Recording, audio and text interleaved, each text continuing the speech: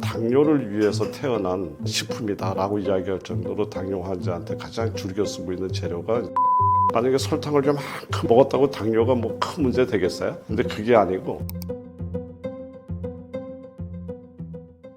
음식으로 당뇨병을 치료한 사례가 있나요?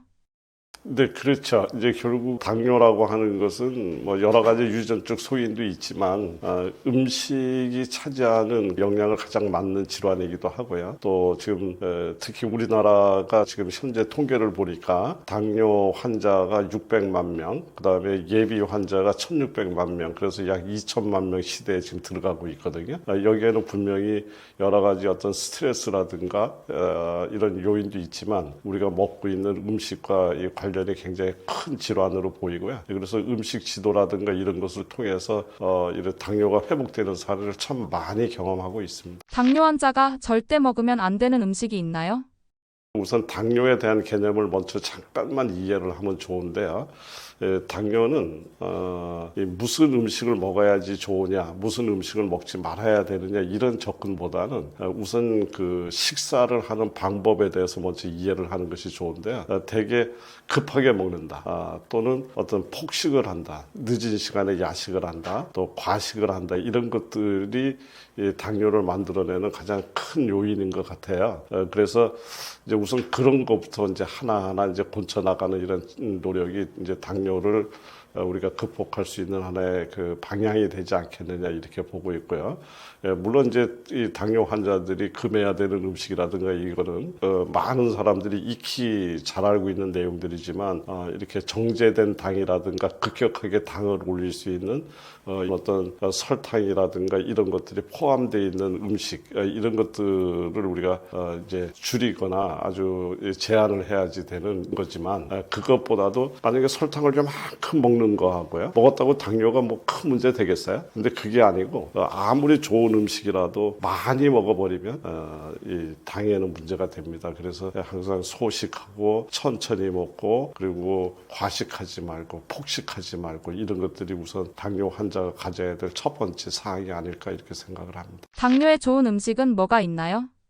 이제 당뇨 관리를 하는 데 있어서 우선 이제 몇 가지 있던 그 중요한 지점이 있는데 우선 첫 번째가 뭐냐면 췌장 자체를 건강하게 만들어야 되겠다라는 관점이 있고요. 또 하나는 우리가 먹었는 그 이 당이 급격하게 우리 몸 안에 당을 올리는 소위 혈당 스파이크 현상이 일어나서 췌장에 갑작스레 무리를 주거나 혈액 속에 많은 당이 한꺼번에 몰려들어서 순환의 장애라든가 여러 가지 혈관을 손상시키는 이러한 문제들이 결국 당뇨에 가장 문제점이 있는 부분이기 때문에 우선 첫 번째 췌장을 건강하게 만드는 이런 종류의 음식을 우선 생각할 수가 있는데요. 췌장을 건강하게 만들기 위해서는 췌장에도 단맛을 수용하는 수용체가 있다. 이제 이런 이야기가 있습니다. 그러니까 우리가 단 것을 먹게 되면은 당연히 이 설탕이 됐던 또 그 위에 그 자연스러운 단맛이 됐던 모두가 다 이 췌장의 입장에서는 제일 좋아하는 음식의 종류가 될 수밖에 없는데 그런데 설탕을 먹게 되면 췌장에 부담을 주는 당이 되는 거고요. 예를 들어서 단호박이라든가 당근이라든가 양파라든가 이런 것들을 끓였을 때 나오는 이런 단맛은 췌장을 건강하게 만드는 단맛입니다. 그러니까 이제 그래서 췌장이 좋아하는 단맛을 주되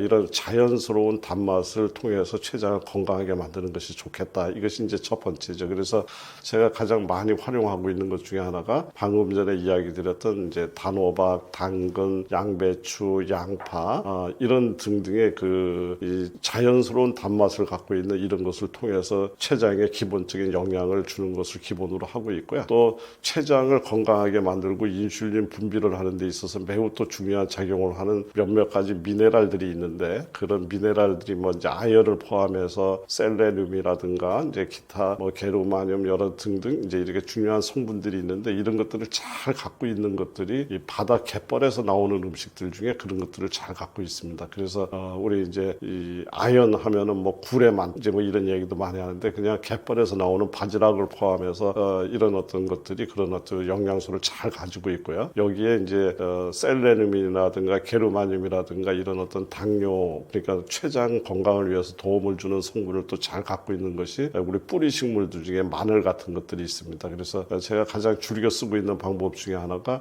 바지락 마늘탕. 그래서 바지락과 마늘을 함께 끓여서 이렇게 해서 음식으로 이렇게 만들어 드시는 이제 이런 것들을 이제 많이 권하고 있습니다. 요거는 췌장을 건강하게 만들기 위한 목적으로 선택한 내용이다. 이렇게 볼 수 있고, 이런 이제 바지락 마늘탕이라든가 단호박을 중심으로 해서 만들었던 스프라든가 이런 것들은 이제 제 책에 잘 소개가 되어 있습니다. 이제 그다음에 당뇨를 관리하고 합병증을 예방하는 이런 차원에서 가장 또 중요한 것이 이 혈당 스파이크, 방금 전에도 이야기 드렸죠. 이 혈당 스파이크를 막아낼 수 있는 음식이 굉장히 중요한데요. 이것들은 이제 우선 식이섬유, 서서히 흡수하게끔 도와주는 어떤 식이섬유가 풍부한 음식이 굉장히 중요합니다. 그래서 식이섬유가 풍부한 음식은 해조류라든가 뿌리식물이라든가 이제 이런 것들이 굉장히 많이 있죠. 그리고 또 우리 신선한 야채 이런 것들이 있지만 제가 그런 목적을 위해서 가장 많이 선택하고 있는 재료는 콩입니다. 그래서 저는 콩을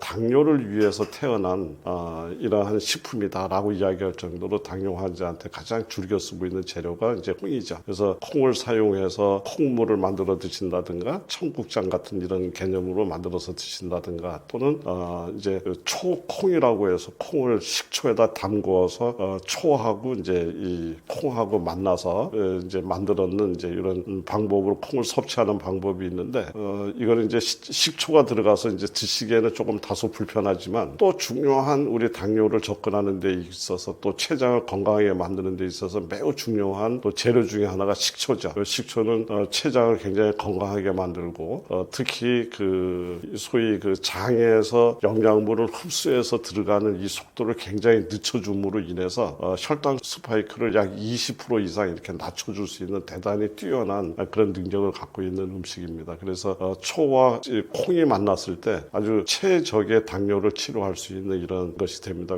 굉장히 간단하지만 효능은 아주 굉장히 큰 이런 처방이 되겠습니다. 그래서 그런 것들을 주로 사용해서 환자들한테 이제 상담하고 또 적용시키고 있습니다. 콩을 가장 건강하게 먹는 방법은 뭘까요? 이 콩을 당뇨를 위해서 태어났다라고 이야기를 드렸는데 또 하나의 좋은 방식, 특히 이제 당뇨의 합병증을 예방하면서도 여러 가지 인체에 굉장히 균형 있게 영양을 공급할 수 있는 재료 중에 하나가 콩인데 이 콩을 가장 그 흡수되기 좋은 상태, 그 다음에 콩의 능력을 효능을 가장 극대화된 상태가 이제 발효된 상태입니다. 이제 그래서 우리 잘 알고 있는 청국장이죠. 예, 청국장 형태로 이제 이걸 드시는데 청국장을 끓여서 우리가 이제 드시는 방식도 있지만 일본 사람이 나또를 이렇게 그냥 생으로 드시듯이 우리 청국장을 가지고서 이제 드시는데 여기에다가 몇몇 가지의 기능을 이제 도와주기 위해서 식이섬유가 풍부한 해조류라든가 또 마늘, 여기에 이제 셀레늄이나 게르마늄이라든가 당뇨를 회복하는데 굉장히 좋은 성분. 그래서 이런 마늘, 그 다음에 혈액을 맑게 만드는 양파, 이제 이런 것들을 혼합을 해서 맛있게 그 양념 쌈장 만들듯이 이렇게 만들고 거기다가 오메가3가 풍부한 들깨가루, 그리고 또 오메가3 중에서도 또 양질의 오메가3를 갖고 있는 호두, 이런 것들을 이제 혼합을 하고 여기에다가 제가 방금 전에 강조했던 식초를 좀 약간 첨가하고 또 맛을 내기 위해서 올리브유나 참기름 같은 걸 조금 섞어서 이렇게 맛있게 이렇게 이제 쌈장식으로 만들어 놓고 이것을 매일같이 그냥 한 숟갈씩 떠 드셔도 되고 김에다 싸서 드셔도 되고 잎채소라든가 이런 데다 싸서 이렇게 해서 꾸준히 드시다 나면 한 달 사이에는 차이를 못 느끼지만 한 달보다는 두 달이 가면 틀리고 두 달보다는 세 달이 가면 틀리고 이런 식으로 꾸준히 해 나가다 보면 6개월, 1년 정도쯤 지났을 때 당뇨뿐만 아니라 몸이 전반적으로 좋아져 있는 것을 경험할 수 있고요. 그렇게 해서 회복되신 분들이 굉장히 많이 있습니다. 그래서 우리 시청자분들께서도 이런 방법들 굉장히 간단한 방법이니까 꼭 실행에 옮겨서 당뇨 극복하는데 도움이 되시기 바랍니다. 당뇨 환자들에게 추천하는 영양제가 있나요? 영양제를 포함해서 약은 많이 있죠. 약은 당뇨 환자가 되면 일단 이제 병원에서 처방하고 있는 처방약이 있고요. 그리고 그 당뇨를 이제 관리하고 또 약의 효능을 더 이제 극대화하기 위해서 보조적으로 사용하는 건강기능식품들이 있습니다. 이제 이런 식품들이 갖고 있는 방향이 어떤 방향이냐면 이제 췌장을 건강하게 만들고 또 인슐린 분비를 이렇게 도와주는 미네랄, 아연이라든가 셀레늄 식품이라든가 이런 것들이 잘 들어있는 이런 건강보조식품들이 있고요. 또는 당뇨 합병증으로 인해서 혈액이 이제 혈관이 손상이 되기 때문에 혈액을 깨끗하게 만들고 그다음에 혈관을 보호하는 방향에서 만들어진 이런 보조제들이 있습니다. 그리고 또 뭐 그 이외에도 우리 잘 알고 뭐 많이들 사용하시는 것 중에 뭐 여주니 뭐 돼지 감자니 뭐 이런 것들이 있지 않습니까? 이제 이런 것들을 가지고서 또 건강기능식품으로 이렇게 만들어서 나와서 보조적으로 쓰고 있는 이런 것들이 많이 나와 있고요. 당뇨는 굉장히 많은 사람들이 지금 고통받고 있는 질환이기 때문에 역시 보조하고 있는 방법도 많고 약도 많고 기능성 식품도 많습니다. 그러니까 이 많다는 것은 사실은 어떤 면으로 이야기를 하면 똑똑한 게 없다는 말하고도 비슷해요. 많다는 거는요. 그러니까 어떤 이런 기능성 식품이라든가 이런 데서 답을 찾으려고 하지 마시고요. 물론 이제 필요하실 땐 쓸 수 있지만은 먼저 생활 습관, 식습관이라든가 생활 습관을 고쳐서 내 몸은 내가 지킨다라는 생각으로 먼저 임하시는 것이 굉장히 이런 만성 질환을 극복하는 데 도움이 자세가 되지 않을까 이렇게 생각합니다.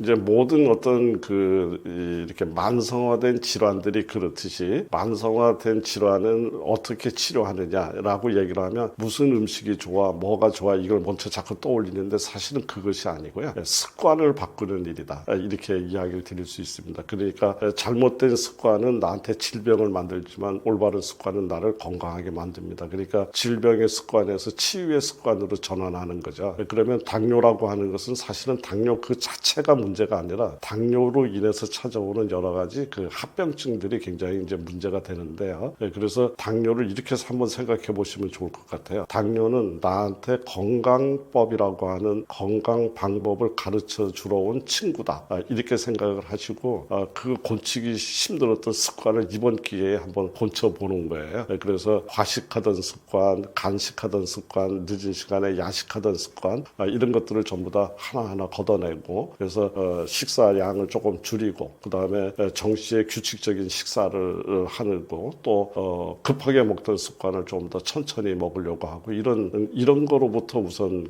이 당뇨를 접근해야 될 거라고 생각하고요. 운동이죠. 운동도 아주 운동을 하라고 하니까 갑작스레 나가서 뭐 몇 시간 동안 하드 트레이닝 이 얘기를 하는 것이 아니라 그냥 내 능력껏 10분이 허락이 되면 10분을 걷고 20분이 허락이 되면 20분을 걷고 이렇게 하면서 또 계단을 올라가고 이거 하나하나 사소한 것서부터 습관을 바꾸는 노력 이런 것들이 모이게 되면 결국은 그 당뇨라는 것을 통해서 나쁜 습관을 좋은 습관으로 바꿨기 때문에 이것은 분명히 전화위복의 계기가 될 것이다 라고 생각을 합니다. 그랬을 때 당뇨는 나한테 분명히 좋은 친구가 되는데 그것이 아니라 당뇨를 왔는데도 불구하고 예전의 어떤 습관과 생활 방식을 고집을 한다면 결국은 그 당뇨는 나한테 엄청난 흔적을 남겨놓고 갈 것이다. 저는 그렇게 봅니다. 그래서 당뇨는 나한테 올바른 건강법을 가르쳐 주러 온 친구다. 이렇게 생각하시고 습관을 오늘부터 바꿉시다. 이런 얘기 드리고 싶습니다. 배에만 자꾸 살이 찌는 이유는 뭘까요? 제가 먼저 우스갯소리 좀 하나 하겠습니다. 그러니까 이제 배 복부에 이제 비만이 이렇게 생겨나는 것을 보면 이제 젊은 사람들보다 여성분들은 폐경 이후에 그또 남자분들도 이제 이제 정년퇴직하고 그렇죠. 이제 이러면서 급격히 이제 복부에 비만이 이렇게 많이 쌓여지는 그런 경향을 보이고 있는데 여성분들이 복부에 배가 이렇게 나오는 이유는 이제 임신할 수 없는 상태가 됐잖아요. 폐경이 됐으니까. 그래서 마지막으로 내가 가짜 임신이라도 하겠다. 이래서 배가 나온다고 얘기를 해요. 그리고 남자들도 이제 자꾸 여성화되면서 나도 임신할 수 있다. 그래서 배가 나온다고 얘기를 하는데 그게 이제 제가 지금 우스갯소리로 이야기를 했습니다마는 복부 비만은 여러 가지 우리 몸 안에서 이제 기능을 하는 것 중에 하나가 지방 에너지를 저장하고 대사 활동을 촉진하는 이제 이런 방향에서 복부 지방을 활용하는 방법이 제일 쉽기 때문에 나이를 먹으면서 복부 쪽에다 손쉽게 저장하는 경향이 있고요. 또 이것이 호르몬의 영향도 있습니다. 지금 이야기 드렸던 대로. 그래서 호르몬을 또 지방층에다 복부 지방에다 저장을 해서 이제 이런 것들을 만들어내기 때문에 호르몬의 영향 뭐 이런 것들도 있고요. 그다음에 또 이제 인슐린 저항성 당뇨하고 관련되는 거죠. 그래서 이게 이 인슐린 저항성이 이제 생겨나게 되면 어디에서도 당을 안 받는 거예요. 이 집 저 집 가서 당 갖고 왔습니다. 당 갖고 왔습니다 했는데 전부 다 문 걸어 잠그고 안 받아. 그러면은 그걸 갖다가 싸놓을 자리가 없잖아요. 그 자리가 바로 복부가 되는 거죠. 그래서 인슐린 저항성이 있으면 복부 지방이 이제 촉진이 되고 이제 이렇기 때문에 탄수화물이 이제 특히 정제된 탄수화물 식사량이 많게 되면 오히려 지방분보다도 이 탄수화물에 의해서 복부 지방이 늘어나는 경향이 많다. 이래서 최근에 사회적으로 여러 가지 건강 이야기를 하면서 탄수화물을 적게 먹어야 된다, 적게 먹어야 된다고 하는 얘기의 맥락이 이렇게 연결되고 있다라고 생각하시면 될 것 같습니다. 뱃살이 늘어나게 하는 음식은 어떤 게 있을까요?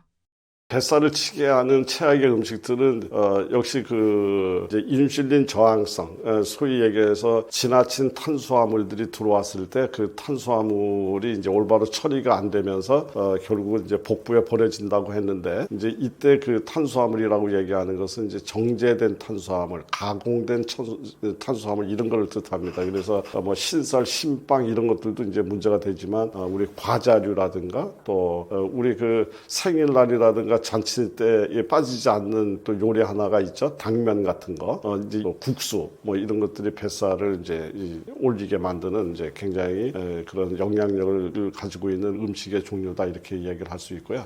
같은 내용이지만 또 설탕이 많이 들어있는 것. 그러니까 가공된 탄수화물보다도 더 진성으로 설탕을 많이 함유하고 있는 그런 탄산음료, 에너지 음료 뭐 이런 것들이죠. 그리고 이제 뭐 디저트로 사용하고 있는 케이크라든가 뭐 이렇게 도넛, 초콜릿 이런 거 그리고 시럽이라든가 이제 이런 겁니다. 그래서 어떤 분들이 이렇게 보면은 나는 탄수화물을 안 먹어야 되겠어 이렇게 얘기하면서 밥은 안 먹으면서 뭐 크래커라든가 쿠키라든가 이거 열심히 잘 먹는 분들을 봤는데 사실은 그것이 더 문제가 되는 거죠. 그리고 튀김 음식이 나쁩니다. 그래서 우리가 감자는 굉장히 중요한 복부의 비만을 없애는데 중요한 도구인데 감자 튀김은 복부 비만을 만들어내는 대표적인 음식이다 이렇게 이야기를 할 수 있죠. 그리고 또 우리 치킨 이렇게 다 칼로리가 높은 음식들입니다. 이런 것들이 복부 비만을 만들고요. 특히 남자분들 같은 경우는 복부 비만을 만드는 또 대표적인 인자 중에 하나가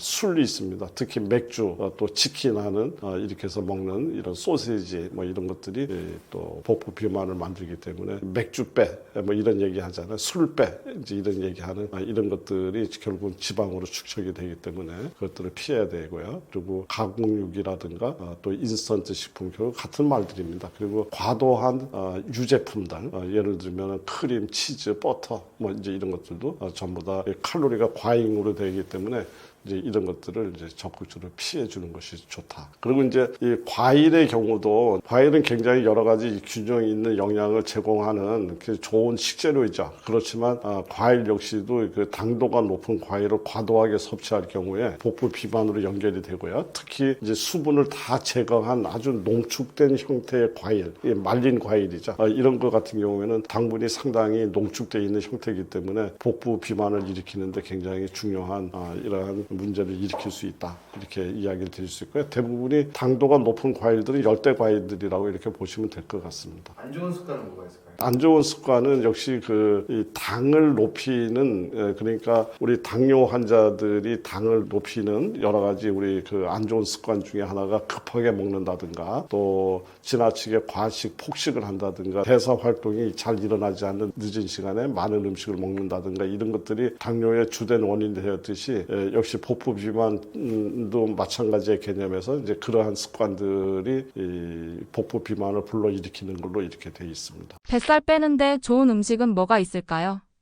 도움이 되는 음식으로는 우선 첫 번째 고단백 식품을 이제 추천드리고요. 고단백 식품으로 얘기하면 우리 많은 분들이 이미 지금 하고 있는 것들이죠. 닭가슴살 같은 거, 그다음에 생선, 연어라든가 고등어라든가 이런 오메가3 지방산도 풍부하고 단백질도 풍부한 이런 거요. 그리고 이제 두부, 콩류입니다. 그래서 우리가 이야기하는 서리태라든가 약콩이라든가 이제 이런 콩류, 이제 이런 식물성 단백질 이런 것들이 굉장히 아주 좋은 이런 식품에 해당되는데 저는 그 복부 비만이 있는 분들을 이렇게 만나게 되면 집에서 콩류를 아주 적극적으로 추천을 해서 많이 먹도록 이렇게 권유를 하고 있습니다. 그래서 대표적인 것이 두부라든가 또 콩을 이렇게 콩물을 만드는 거죠. 그래서 콩물을 만드는데 이제 콩 하나만 이제 이렇게 콩물을 만드는 것이 아니라 미네랄이라든가 이것을 풍부하게 보충하기 위해서 다시마라든가 이런 것을 육수로 끓여서 그 물로 이제 콩물을 만들어서 그것을 매일같이 드시게 만드는 이런 방법을 추천드리고 있습니다. 또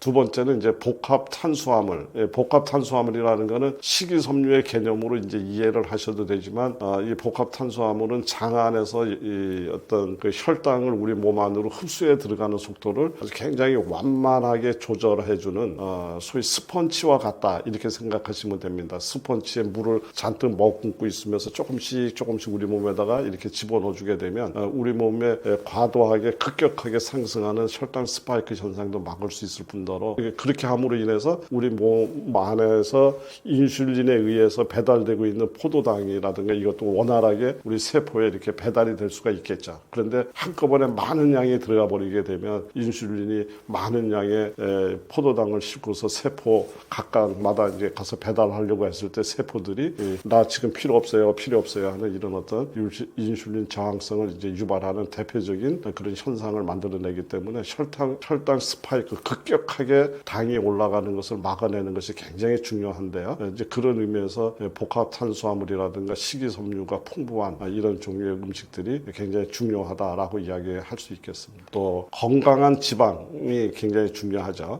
그래서 이 아몬드라든가 호두, 그다음에 들깨, 그다음에 아마씨 이제 이런 것들에게는 굉장히 그 양질의 오메가3도 풍부하고 또 더불어 식이섬유들도 많이 이제 갖고 있는 이런 좋은 견과류이기 때문에 이런 것들을 사용하게 되면 다이어트뿐만 아니라 여러 가지 신진대사에 도움이 되는 그런 것들이기 때문에 건강한 지방이 굉장히 중요하다라고 생각을 합니다. 그리고 또 하나는 칼로리가 얕은 저칼로리인데 고수분 음식이 있습니다. 그래서 물이 많이 함유하고 있는 음식이죠. 대표적인 게 수박, 또 오이, 샐러리 뭐 이제 이런 것들인데요. 그래서 뭐 오이 같은 경우는 이런 얘기가 있더라고요.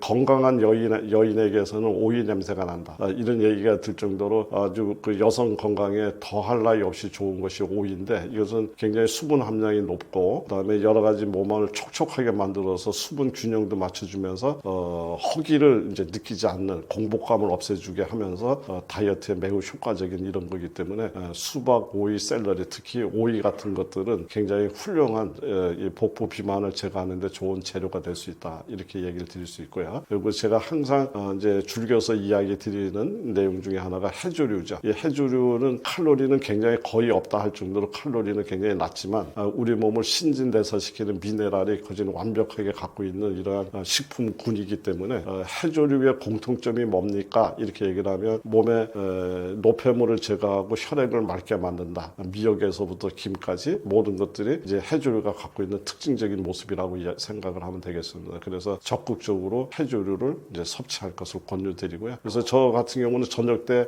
경우에 따라서는 이제 두부라든가 그다음에 여러 가지 야채라든가 이런 것들을 살짝 쪄서 놓고 두부 이걸로 이제 포만감을 만들면서 미역국 여기다 들깨가루 한 숟갈 넣어서 그래서 들깨 미역국을 먹어가면 충분히 포만감을 만들 수 있습니다. 이것은 아무리 포만감을 만들어도 비만이 더해지는 것이 아니라 살이 아주 이쁘게 빠지는 이런 결과를 만들어낼 수 있어서 이 금식하거나 단식하는 방법보다는 주로 이제 이 해조류와 두부를 사용한 이런 방법을 손님들한테 많이 권유드리고 있습니다. 그리고 아울러서 이제 발효식품이 굉장히 중요하죠. 이거는 장을 건강하게 만들고 소화 기능도 좋게 만들고요. 그리고 장내 유익균들을 굉장히 건강하게 이제 이렇게 활성화시켜 줄 수가 있는데 이 바로 프로바이오틱스 중에는 우리 비만을 억제하는 이런 기능을 갖고 있는 프로바이오틱스들이 굉장히 많이 있죠. 그래서 그런 의미에서 장내에 여러 가지 그 장내 미생물들을 균질하고 또 이렇게 활성화시켜주는 의미에서 발효식품이 중요한데 우리 대표적인 김치, 된장, 뭐 청국장, 요구르트, 이제 요구르트 같은 경우는 설탕이 안 들어간 무가당 요구르트 뭐 이런 것들이 굉장히 또 추천된다라고 이야기를 할 수가 있습니다. 그 이외에도 이제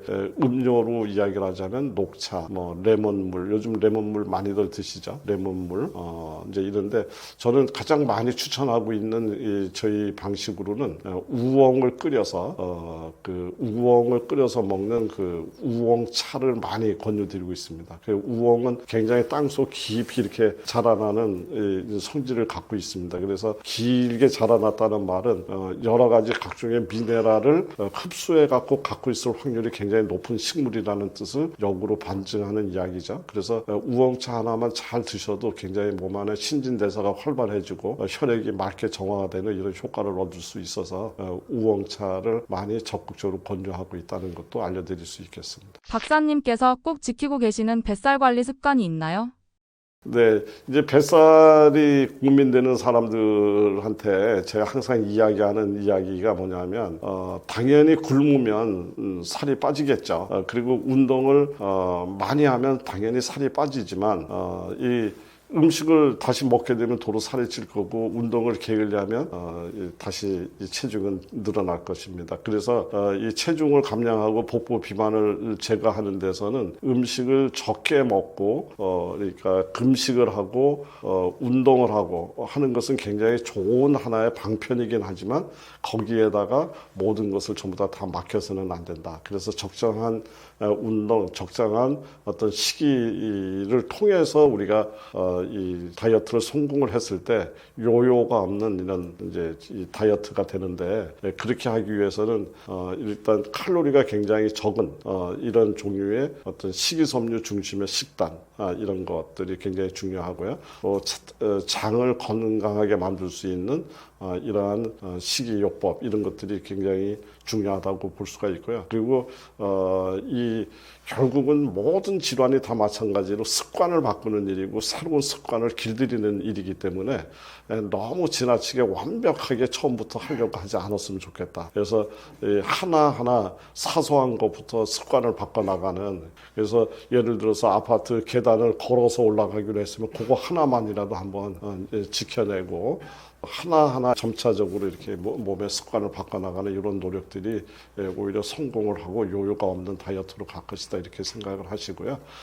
어쨌든 이 뱃살은 나쁜 습관의 결과이다 이렇게 생각을 하시고 좋은 습관으로 나를 바꿔야 되겠다 이제 이렇게 생각을 하시면 이 뱃살 또한 전화위복의 계기가 되는 좋은 건강의 이정표가 되지 않을까 이렇게 생각합니다. 이제 뱃살이 고민인 분한테 이제 제가 마지막으로 꼭 당부하고 싶은 이야기는 숫자에 너무 집착하지 마라 이런 생각을 드리고 싶고요. 꾸준함이 가장 큰 무기다 이제 이렇게 생각을 합니다. 그래서 지속 가능한 적절한 식사 방법을 찾아내시고요. 또 지속 가능한 규칙적인 운동 그리고 또 충분한 수면 이런 것들이 모두가 하나하나 모여서 뱃살 감소에 도움이 된다는 것을 꼭 기억하셨으면 좋겠습니다. 암 예방에 가장 중요한 건 뭘까요? 음식만으로 암 예방이 가능할까요? 저는 이 부분에 대해서 좀 아주 단호하게 이야기를 드릴 수가 있는 것이 모든 만성 질환도 다 그렇지만 암은 반드시 음식이 아니고서는 마무리를 할 수 없다라고 저는 생각을 합니다. 그러니까 음식으로 암을 치료해? 어떻게 하는 건데? 이런 질문을 이제 자주 받게 되는데요. 이 음식으로 하는 것은 암을 녹여내거나 암을 없애겠다는 뜻이 아닙니다. 우리 이 보통 사람들의 성인의 경우 이제 연구에 의하면 매일같이 하루에 한 3,000개에서 약 많게는 5,000개 정도의 암세포가 누구나 막론하고 생겨나는 걸로 되어 있습니다. 그런데 우리 몸의 면역 시스템이 그것을 이제 사전에 다 알아서 그때그때 적절하게 이제 그것을 해결하고 있기 때문에 대부분의 사람들은 암이 있어도 암이 없는 듯이 이렇게 살아가는 거죠. 그런데 이렇게 암이 걸렸다는 말은 어떠한 이유든 우리 몸 안에 있는 면역 시스템이 그 암을 알아내지 못했거나 또 알아냈다고 하더라도 걔를 제거할 수 있는 능력이 이제 약화되어 있거나 이제 어떤 이런 문제가 일어나서 이제 암이 이렇게 커지고 발생이 된 겁니다. 이제 그렇다고 그런다면 지금 현대의학적 암을 치료하는 방법은 지금 생겨난 이 암을 수술이라든가 화학요법이라든가 또는 방사선요법, 소위 3대 요법이라는 방법을 통해서 암을 제거하는 것을 우선으로 삼고 있지만 그러나 그것을 비록 제거했다고 하더라도 발병이 될 수밖에 없었던 그런 상황, 그러니까 면역세포가 암을 없애지 못했던 그런 상황이 지속되고 있다면 이것은 재발되는 것은 그냥 그거는 너무나 빤한 이치가 된다. 그래서 결국은 이 암이라는 것이 극복이 되려고 그러면 우리 몸에 있는 면역세포가 본연의 상태로 회복이 돼야 됩니다. 그래서 이 암이라고 하는 것은 유방에 생겼으니까 유방암, 간에 생겼으니까 간암, 폐에 생겼으니까 폐암으로 보지 마시고 우리 인체에 찾아온 전신 질환이다 이렇게 보셔야 되고요. 우리 전신에 있는 정상적인 시스템에 뭔가 문제가 생겼다라고 하는 신호로 우리가 이해를 해야지 되는데요. 그렇다고 그런다면 정상세포를 똑똑하게 만드는 것, 이것을 제자리에 갖다 놓는 것, 이것은 음식이 아니고선 불가능한 영역이다. 정상세포는 수술이나 약물이나 방사선으로 회복시킬 수 있는 영역이 아닙니다. 그래서 다시 정리를 하자면 암은 암 자체는 현대의학의 방법에 의해서 제거를 했다 할지라도 정상세포를 정상 상태로 회복시키지 않으면 분명히 재발이 되는데 정상세포를 원래 상태로 회복시키는 데는 음식이 아니고선 할 수가 없다. 그래서 음식은 단순히 치료의 보조제가 아니고 음식이라야만 암을 완치할 수 있다라고 저는 단연코 이야기할 수 있습니다. 암을 일으키는 최악의 습관은 뭘까요? 암을 일으키는 원인은 참 많은 것 같아요. 흔히 많은 연구 자료들이라든가 이러 보면 대부분의 것들이 다 발암 물질이죠. 그래서 발암 물질 1위, 2위, 3위 해서 쭉 해서 나열을 해놨는데 사실은 이런 발암 물질로부터 우리가 이제 피하는 것이 굉장히 중요한 요인이 되겠습니다만은 사실은 그 발암 물질이 들어있다고 하더라도 이것들이 싹이 트지 않으면, 그리고 싹이 터서 자라지 않으면 얘는 무용지물합니다. 그런데 이 어떤 씨가 뿌려주고 뭔가 환경적으로 얘가 자랄 수밖에 없는 어떤 환경이 만들어지게 되면 무서운 속도로 이렇게 자라나게 만들어지는데 저는 이런 어떤 암이 자라게 만들어 놓는 그 첫 번째 요인은 음식이 아니고 마음가짐, 스트레스라고 생각을 합니다. 그래서 그런 어떤 스트레스가 들어오게 되면 우리 몸은 암은 반드시 또 염증 포함해서 여러 가지 기능의 저하가 되는 이것은 아주 필연적으로 찾아오는 이제 이런 거라고 이야기를 합니다. 그래서 제가 조금 이제 다른 관점에서 이야기를 하면 이 암 환자를 상담을 할 때 제가 항상 강조하는 이야기가 있습니다. 이 암이라는 진단을 받고 나면 약 3개월 정도, 약 100일이죠. 이 100일 정도 안에 이 암이라는 진단을 받았을 때 느꼈던 그 두려움, 공포감, 이것을 반드시 사라지게 해야 된다. 근데 이것이 사라지지 않게 되면 이 암은 치료하는데 매우 어려운 상황으로 갈 수밖에 없다. 이런 이야기를 많이 하는데요. 또 실제가 이제 그 암 환자들 같은 경우에 언제 발병했습니까? 이제 이야기를 해서 가상 22년도 몇 월 달에 병원에 갔더니 암이라고 그럽니다. 이제 이렇게 이야기를 하죠. 그래 하는데 그러면 그 앞전에 무슨 일이 있었나요? 이걸 묻게 되면 대부분의 경우 앞에 커다란 사건이 하나 매달려 있습니다. 이제 부부간의 사별이라든가 또 아니면 어떤 금전적 손실이라든가 어떤 사회의 어떤 대인 관계에서 어떤 커다란 어떤 상처라든가 이런 등등의 문제가 결국은 이제 암을 일으키는 굉장히 중요한 이렇게 요인으로 발전되는 것을 너무나 많이 봤습니다. 제가 왜 이 점을 이렇게 자꾸 강조를 하느냐면 최근에 이런 이야기를 많이 해요. 뭐냐면 지금 우크라이나 같은 나라에서 이 집이 부서지고 도로가 부서졌는데 그 나라 사람들은 지금 도로를 고치고 집을 고칠까 하는 것을 제가 질문을 합니다. 당연히 고치지 않겠죠. 이 나라를 지키는 방법은 두 가지가 있습니다. 하나는 지금처럼 우크라이나처럼 전쟁이 났을 때 나라를 지키는 방법은 도로를 건설하는 것이 아니라 총을 들고 싸우는 거예요. 그렇지만 우리나라와 같이 지금 전쟁이 없이 평화로운 이런 시대에서 살고 있을 때는 총을 들고 싸우는 것보다는 도로를 만들고 공원을 만들고 집을 짓고 사람이 살기 좋은 환경을 만드는 것이 나라를 지키고 나라를 잘 살게 만드는 것이듯이 우리 사람도 내 마음이 우크라이나와 같은 상태가 지속되는 한 절대적으로 몸을 치료하거나 보수하지 않는다. 이제 이것은 무슨 얘기냐면 교감신경이 주도하는, 그러니까 내 몸을 긴장 상태에서 끌고 가는 교감신경이 주도하는 생활 속에서는 몸을 치유하지 않습니다. 그러니까 기름칠 안 한 기계를 계속 돌리는 것처럼 이제 이렇게 해서 결국 그것 때문에 만성질환도 생겨나고 암도 생겨나고, 그리고 암이 생겨났는데 지금 두려움이 여기다 하나가 더 들어와서 공포 속에 생활을 하고 있다면 그 어떤 약도 그 사람을 회복시킬 가능성은 매우 적다. 그래서 제일 먼저 빠른 속도로 이분의 마음을 평화롭게 만들고 이제는 이 길로 가야 되겠구나, 이렇게 해야 되겠구나, 내가 여태까지 살아왔던 여러 가지 삶의 방식과 방법을 정리를 하고 새롭게 내 몸을 건강하게 만드는 하나의 계기로 만들어야 되겠다라고 하는 마음의 전환을 시도하지 않는 한 이 암을 치료하기가 매우 어렵다, 이렇게 이야기를 드리고요. 그래서 저는 그것이 100% 중에 51%의 이야기라고 생각해요. 그리고 이제 나머지 이제 49%의 이야기는 이런 어떤 음식 하나가 이 암을 없애는데 항암 작용이 매우 뛰어납니다 하는 그걸 찾는 것이 아니라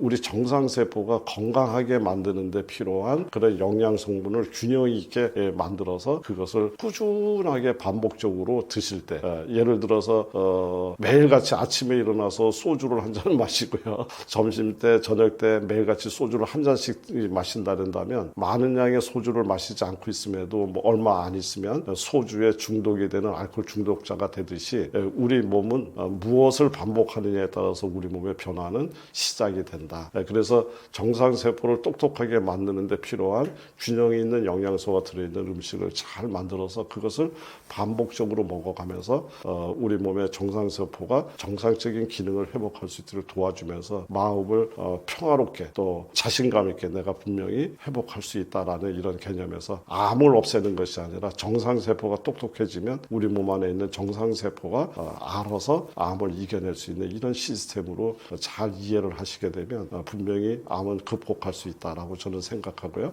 그렇게 돼서 암을 극복했을 때는 정말 새롭게 태어난다. 여태까지 모든 생활 방식이라든가 모든 마음가짐들이 다 없어지고 정말 평화롭고 행복하고 정말 다른 차원의 사람이 태어난다 할 정도로 저는 그렇게 변화된 모습들로 회복되는 사람들을 너무 오랜 시간 동안 많이 봐오고 있습니다. 그래서 암을 극복하는 51%의 이야기는 이 스트레스를 어떻게 극복하고 두려움을 어떻게 긍정의 생각으로 이거를 전환하느냐, 그것을 옆에서 저는 충분히 저희 같은 사람이 도와줘야 된다라고 생각을 합니다. 그리고 음식은 멀리서 찾는 것이 아니라 내가 매일같이 먹는 음식을 통해서 정상세포가 이 균형을 잃지 않고 살아가는 데 필요한 영양소가 잘 담겨져 있도록 음식을 설계를 해서 그것을 또 반복을 하는 것을 통해서 분명히 우리는 암을 극복할 수 있는 그런 길이 있다, 이렇게 생각합니다. 암 예방에 좋은 음식과 피해야 하는 음식은 뭐가 있을까요? 우선 제일 먼저 암 환자가 피해야 될 음식은요, 저는 그 암세포도 좋아하는 게 단백질입니다. 그래서 여기서 우리가 이제 단백질 부분에 대해서 좀 고민을 좀 해야지 되는 것이, 이렇게 암 환자분들이 치료를 받게 되면 무조건 되고 제일 먼저 떠올리는 영양소의 개념이 단백질을 많이 섭취해야 된다라고 이야기를 하고 단백질 하는데요. 사실은 이 단백질은 정상세포의 기능 기능을 회복하는 데도 매우 중요한 영양소지만 암세포 자체도 단백질을 매우 필요로 하고 있다는 점을 우리는 꼭 기억을 하셔야 되고요. 그런 의미에서 굉장히 그 양질의 단백질이 중요하다라는 이야기를 드리고 싶습니다. 그래서 양질의 단백질이라고 얘기하면 포화지방이라든가 이런 지방이 없는 그런 이 순수한 단백질들이 좋은데요. 이 단백질 하면 육류를 생각하기 좋은데요. 제가 여기서 또 하나의 이야기를 드리면 고기와 단백질은 동의어가 아니다라는 이야기를 제가 꼭 드리고 싶고요. 이 단백질은 사실은 식물에도 굉장히 많습니다. 콩이라든가 또 해조류라든가 이런 데 굉장히 양질의 단백질이 많이 있고요. 부작용 없는 단백질을 많이 갖고 있고요. 그 다음에 이제 두 번째로 좋은 단백질이 사실은 이 어류에 있습니다. 어류 중에서도 제가 가장 많이 추천드리는 것은 북어를 추천드리는데요. 북어에는 무려 단백질의 함량이 약 70에서 80, 비교하자면 소고기의 양질의 부위에서 단백질을 찾는다면 35% 전후가 된다면 그거에 비견할 수 없을 정도로 충분하면서도 부작용이 없는 단백질을 우리가 섭취할 수가 있는 것이 북어이기 때문에 바로 북어를 북어 된장찜, 북어국, 북어를 소재로 한 이런 음식들을 좀 적극적으로 북어를 푹 끓여서 육수로 만들어서 이걸로 음식의 기본으로 삼는다든가 해서 북어를 충분히 드실 것을 아주 적극적으로 권유드리고요. 그리고 이제 또 지방이 굉장히 중요한데요. 이 지방은 포화지방산, 그 소위 우리 세포라고 하는 이 세포의 울타리에는 우리 집에 CCTV 달아놓고 바깥에 우리 집에 누가 우리 집을 엿보는지 누가 이런 것들을 다 감시하면서 우리 집의 안전을 지키듯이 우리 세포 역시 세포 외벽에는 수많은 센서들이 존재를 합니다. 그래서 이 센서들에 의해서 이 바깥의 외부의 상황을 판단하고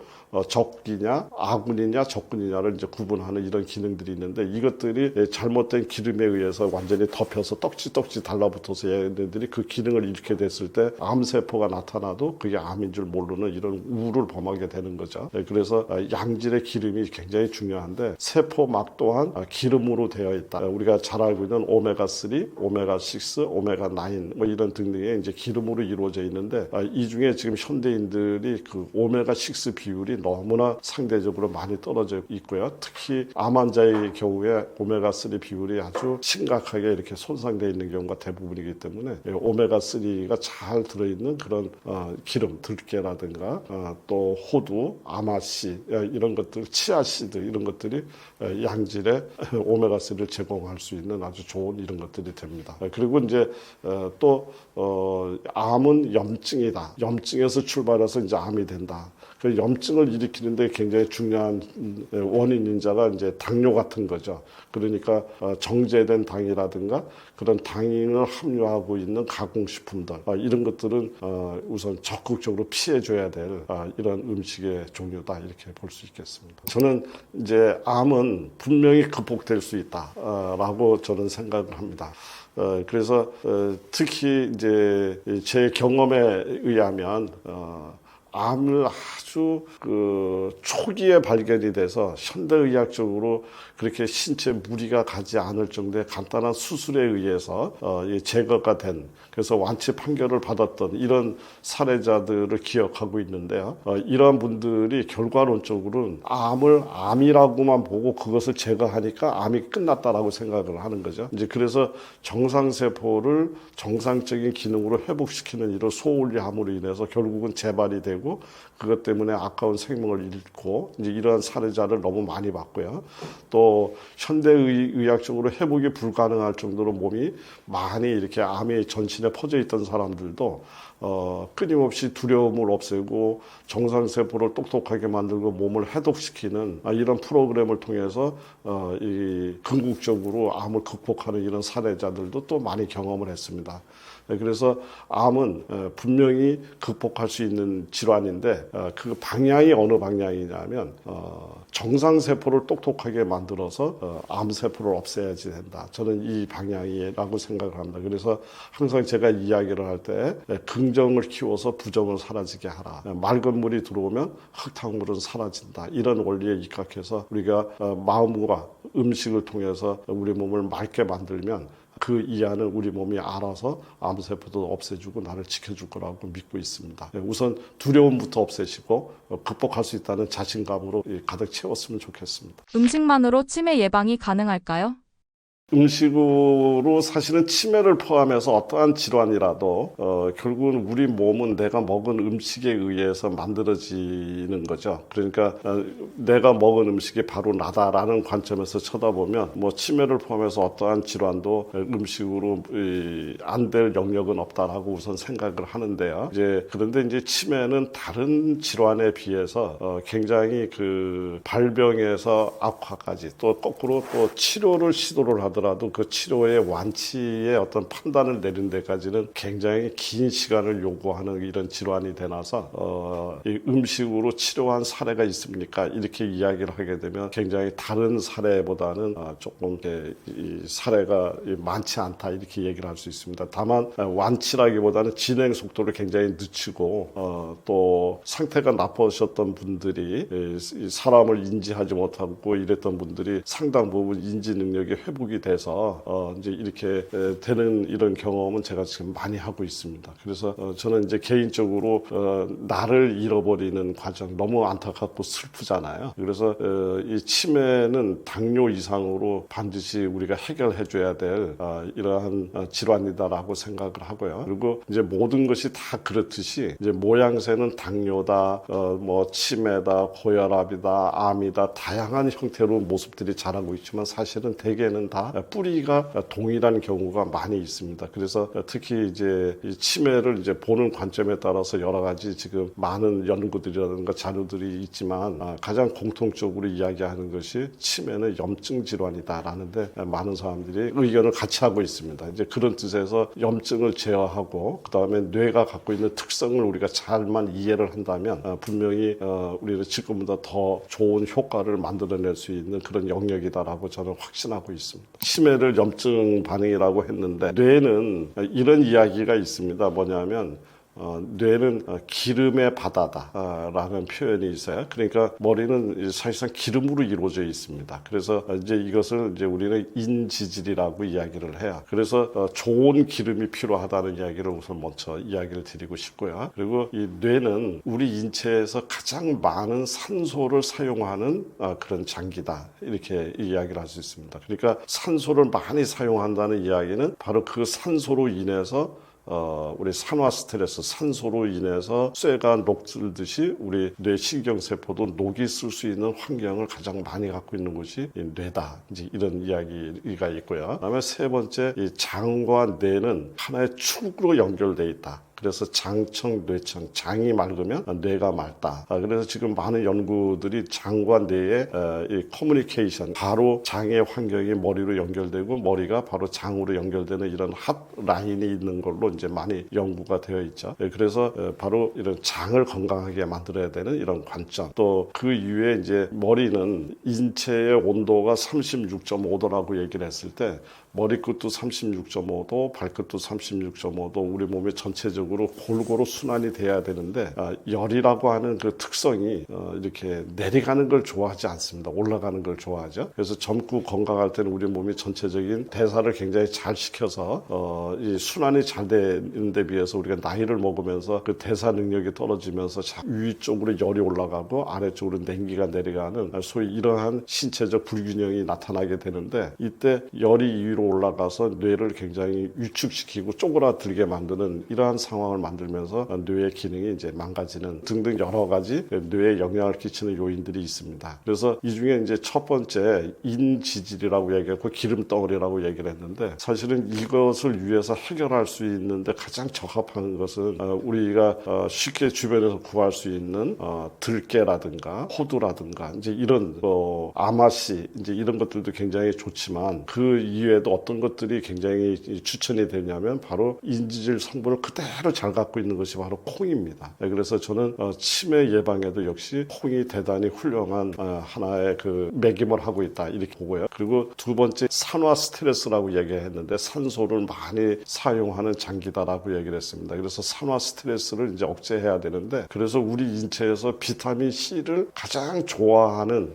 이 장기가 뇌다. 그래서 머리를 생각할 때는 항상 비타민 C를 잊어버립니다. 버리면 안 됩니다. 그래서 그런 어떤 항산화 작용을 통해서 뇌가 이제 산화되는 이 산화 스트레스를 억제해야지 되는데, 산화 스트레스를 억제하는 항산화 작용을 갖고 있는 게 이제 비타민 C도 있고요. 그다음에 비타민 E, 뭐 셀레늄 이런 것들이 전부 다 이제 항산화 작용을 갖고 있는데, 오늘 제가 뇌를 위해서 강력한 항산화 작용을 갖고 있는 물질을 하나 이야기를 드리면, 이것은 설포라판이라고 하는 이런 성분입니다. 근데 설포라판이라는 것은 주로 십자화카 채소에 많이 들어있는데, 지금 이 분야에 가장 많은 논문들이 그 뇌의 염증을 가라앉히는데 설포라판이 굉장히 우수한 작용을 갖고 있다, 이제 이렇게 이야기를 하는데, 이 설포라판이 가장 많이 들어있는 것이 브로콜리, 특히 브로콜리 스프라우트 그 새싹에 굉장히 많이 들어있습니다. 그래서 그런 것들을 이제 선택할 수가 있고요. 그리고 또 이제 어떤 이제 항산화 작용을 위해서 우리가 선택할 수 있는 게, 물론 비타민 C를 또 이제 선택할 수도 있고 이제 이렇습니다. 이제 이런 어떤 항산화제의 개념에서 또 뇌의 건강을 지킬 수 있는 이런 거요. 그리고 또 이제 장을 건강하게 만든다는 관점에서 장을 건강하게 만드는 여러 가지 이제 좋은 그런 스프들을 만들어서 우리가 드실 수 있는데, 장을 건강하게 만든다는 것은 식이섬유가 풍부하고 우리 장내 미생물들이 잘 살 수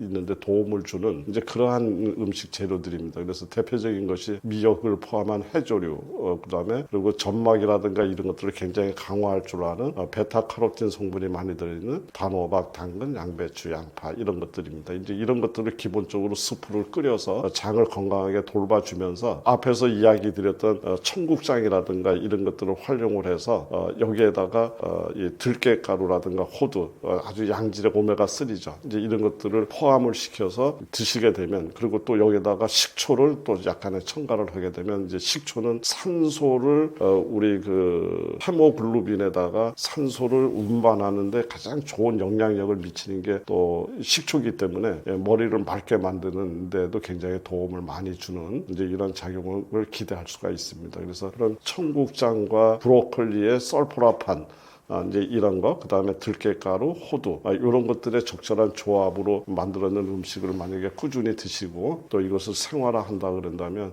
치매에도 굉장히 좋은 결과가 기대가 된다, 이렇게 이야기 드릴 수 있습니다. 치매, 노화를 일으키는 최악의 음식은 뭔가요? 제가 이야기를 드릴 때 머리 쪽으로 그 열의 순환이 이제 정상적으로 되지 않고 상체 쪽으로 많이 이제 열의 특성상 몰려가게 됐을 때 뇌의 세포 조직을 망가뜨리고 이제 이렇게 된다라고 이야기를 드렸습니다. 특히 이 뇌는 이 지방질도 많지만 이 뇌에 위축되는 이런 것들을 막기 위해서 굉장히 상당량의 수분을 보유하고 있는 장기이기도 합니다. 이제 그런데 자꾸 열이 올라가서 뇌의 수분을 말리고 뇌를 이렇게 위축되게 만들게 되면 뭐 치매뿐만 아니라 기억력 저하라든가 여러 가지 뇌 기능의 손상은 당연히 찾아올 수밖에 없는 거죠. 이제 그래서 이제 그런 것들을 만들어내는데 장애가 되는 너무 지나치게 기름진 음식, 그 다음에 또 이 뇌는 기름의 바다라고 얘기했는데 그 기름이 잘못된 기름, 포화지방산이라든가 육류에서 나오는 거, 트랜스 지방, 가공육에서 만들어진 이런 기름들이 이렇게 많이 몰려가면 결국 그 피해는 뇌가 순전히 볼 수밖에 없다, 이제 이런 거죠. 그래서 그런 음식들은 적극적으로 피하시고, 칼로리가 지나치게 높은 음식, 그 다음에 세포막이라든가 세포의 건강을 해치는 정제된 이 당이죠. 설탕이라든가 또는 정제된 밀가루, 또 그것을 사용해서 만들었는 여러 가지 음식, 탄산음료, 설탕이 첨가된 이런 어떤 가공식품, 이런 것들은 좀 적극적으로 피해주는 것이 우리 치매뿐만 아니라 모든 건강을 위해서 가장 중요한 방향이 될 거다, 이렇게 보고 있습니다. 치매 예방을 위해서 꼭 지키고 있는 생활 습관이 있으실까요? 이제 저도 치매 걸리면 안 되잖아요. 그래서 제가 이제 가장 노력하고 있는 것 중에 하나가 우선 장을 건강하게 만들어야 되겠다. 그러니까 장이라고 하는 것은 우리가 먹었는 음식들이 소화 과정을 통해서 우리 몸속으로 들어가는 거죠. 그러니까 장에서 흡수를 하면 우리 몸속으로 들어가고, 흡수하지 않으면 이제 우리 몸을 통과해서 바깥으로 나가기 때문에 결국은 우리 몸속에 들어가는 단계는 장에서 이루어집니다. 그러니까 장에서 맑은 것이 들어가면 당연히 당연히 우리 몸은 맑아질 거고 장에서 흙탕물이 들어가면 당연히 우리 몸은 흙탕물이 될 것이기 때문에 우선 기본적으로 장을 건강하게 만들어 놔야 되는 것이 기본이고요. 그 다음에 이 뇌는 기름과 물 이렇게 이해를 하신다면 이 수분 섭취 굉장히 중요합니다.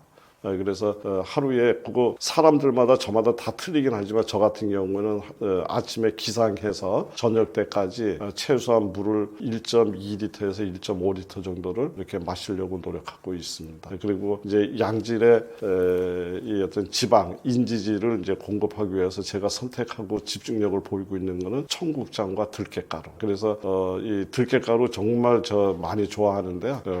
예를 들면 미역국을 끓여놓고 미역, 들깨 미역국. 그다음에 또 만들어 놓고 우리가 먹을 때마다 들깨가루를 듬뿍 집어넣어서 들깨가루 꾸준히 먹으려고 하고 있고요. 저는 이제 그래서 이걸 항시 먹는 방식으로 청국장을 쌈장식으로 이렇게 아예 묻혀놨습니다. 여기다가 미역이라든가 또 마늘이라든가 토마토라든가 이런 것들을 이제 적절하게 집어넣고 그다가 여기다가 들깨가루하고 호두를 듬뿍 집어넣어서 그리고 식초를 이제 마무리하는 이런 형태의 청국장 무침을 만들어 놓고 이것을 꾸준히 먹으려고 노력하고 있습니다. 굉장히 도움이 많이 되는 것 같아요. 탄수화물은 무조건 다 안 좋은 건가요? 이 탄수화물은 언제 탄수화물에 대한 올바른 정의를 한번 해야 돼요. 그러니까 우리가 탄수화물을 내가 보니까 어떤 사람들은 쌀을 탄수화물이라고 해서 밥을 안 먹고 가서 빵은 열심히 먹더라고요. 그러니까 지금 문제가 되는 탄수화물은 정제가 된 탄수화물이에요. 그러니까 이 탄수화물의 범주는 굉장히 넓어요. 우리가 얘기하는 설탕의 개념의 이 탄수화물서부터 시작해서 식이섬유도 영양학적으로는 탄수화물이에요. 그리고 우리 지금 앞에서 이야기 드렸던 설포라판이라든가 이런 식물 영양소 이런 것들도 결국은 전부 다 이 탄수화물과 또 단백질, 탄수화물과 지방 어떤 다른 영양소가 이렇게 만나서 만들어내는 굉장히 중요한 영양소들이거든요. 그러니까 탄수화물이라는 이름 하나에 모든 것을 전부 다 탄수화물은 문제가 있어 이렇게 얘기하는 것은 대단히 문제가 많은 접근 방식이고요. 또 마찬가지 요즘 저탄 고지 하니까 지방은 다 좋아해 놓고서 삼겹살 기름이 됐던 뭐가 됐던 동물성 기름, 트랜스 지방 전부 다 마구잡이로 지방은 좋아 이렇게 먹어버리면 당연히 그건 또 문제가 되는 거지 않습니까? 그래서 저탄 고지의 이론의 핵심도 머리가 지방으로 돼 있다고 얘기를 했잖아요. 그러니까 좋은 지방이 들어가서 머리를 굉장히 맑게 만들고 이제 이런 개념에서 실제가 저탄 고지 이론이 제일 먼저 만들어진 것이 간질 환자의 치료 방식에 의해 치료를 하기 위해서 그러니까 뇌를 건강하게 만들기 위해서 만들어졌던 방법이 저탄 고지 이론이거든요. 그런데 지금 저탄 고지 해놓고서 지방은 다 좋다 하니까 막 가서 삼겹살은 이만큼 먹고 밥은 안 먹고 웃지 못할 일들이 벌어지는 거죠. 이 치매는 나를 잊어버리고 나를 잃어버리는 그런 정말 슬프고 안타까운 그런 질환이죠. 우리는 기억을 하고 사람들과의 관계를 통해서 우리가 삶의 어떤 행복감을 느끼고 이러한 존재인데 이 머리가 그것을 이제 하나하나 잊어버리고 가니까 너무 안타깝습니다.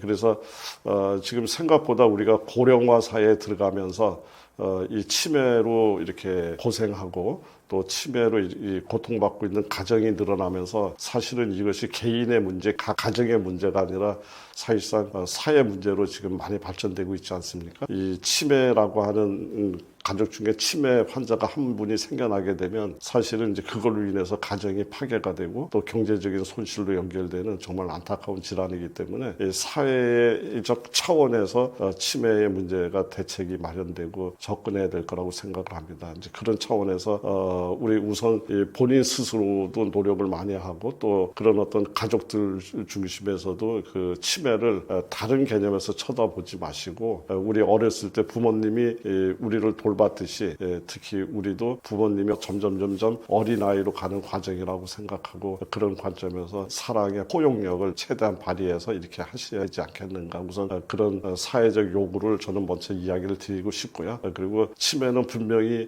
우리가 노령여에 따라서 이 질환의 속도를 늦출 수가 있는 그런 질환이고요. 또 현대의학이라든가 이런 많은 약물들이 계속 속속히 지금 많이 개발되고 있습니다. 그러니까 희망을 끝까지 놓지 마시고 노력하시면 좋을 거라고 생각을 하고요. 앞에서 이야기 드렸던 뇌를 만들어내는 주요 성분, 인지질이라든가 그다음에 어떤 산소를 충분하게 안심하고 사용할 수 있는 이런 환경을 만들어 주신다면, 그래서 다시 한번 반복드리면 청국장이라든가 들깨라든가 또 아마시, 호두 이제 이런 것, 그다음에 식초 이런 것들이, 그리고 혈액을 맑게 만드는 그런 해조류, 이런 것들이 굉장히 중요한 치매를 예방하는 좋은 소재들이 될 거라고 저는 굳게 믿고 있습니다. 안녕하십니까. 저는 충주에서 모자엔 약국과 한국 푸드닥터 교육원을 운영하고 있는 한영선 약사입니다. 저는 이제 우리 시청자분들이 알고 있는 일반 그런 약사이면서도 흔히 얘기하는 그런 약을 가지고 환자를 만나는 것이 아니라 오랜 시간 동안 이 음식을 통해서 난치성 환자들을 만나고 있습니다. 제가 이렇게 음식을 갖고 난치성 환자를 만나게 된 이유는, 우리가 그냥 무심코 생각을 하면 현대의학과 과학이 엄청난 발전을 하고 있기 때문에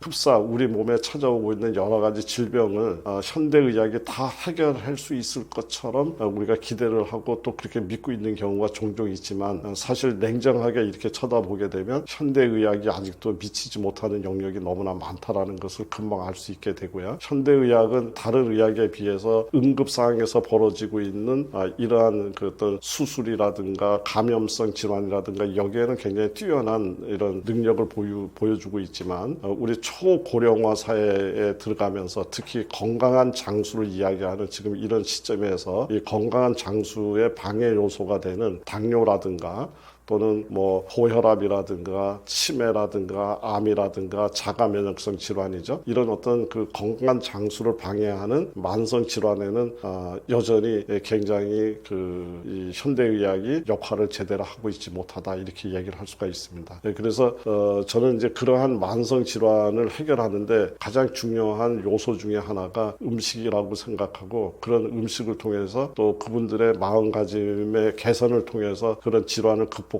일에 약 30년 정도의 시간을 보내왔습니다. 그래서 그런 것들을 통해서 많은 분들이 이 건강하게 그 삶을 회복하는 이런 과정들을 보면서 이것을 많은 사람들한테 공유하고 알려야 되겠다라는 이제 생각을 하게 됐고요. 그래서 지난번 1차로 푸드 닥터라고 하는 책을 통해서 이런 어떤 제 생각과 제 경험을 이렇게 공유 드린 바가 있는데, 그때 너무나 많은 분들이 감사하게도 많이 공감을 해주시고 그걸 통해서 건강을 회복하는 이런 것들을 해주셔서 이번에는 조금 더 구체적이고 어떤 이론보다는 실용적인 어떤 누구라도 보고서 응용할 수 있고 따라서 할 수 있을 정도로 실용서가 필요하겠다는 이런 생각이 들어서 이번에 푸드 닥터 마스터 클래스라는 이름으로 그 사이에 경험했던 모든 내용과 또 우리가 일상적으로 만나고 있는 식재료들의 효능과 효과에 대해서 아주 최대한 정리해서 소개해 드리려고 이번에 책을 하나 만들게 됐습니다. 기회가 되시면 또 읽어보시고 건강에 아주 좋은 동반자가 됐으면, 길잡이가 됐으면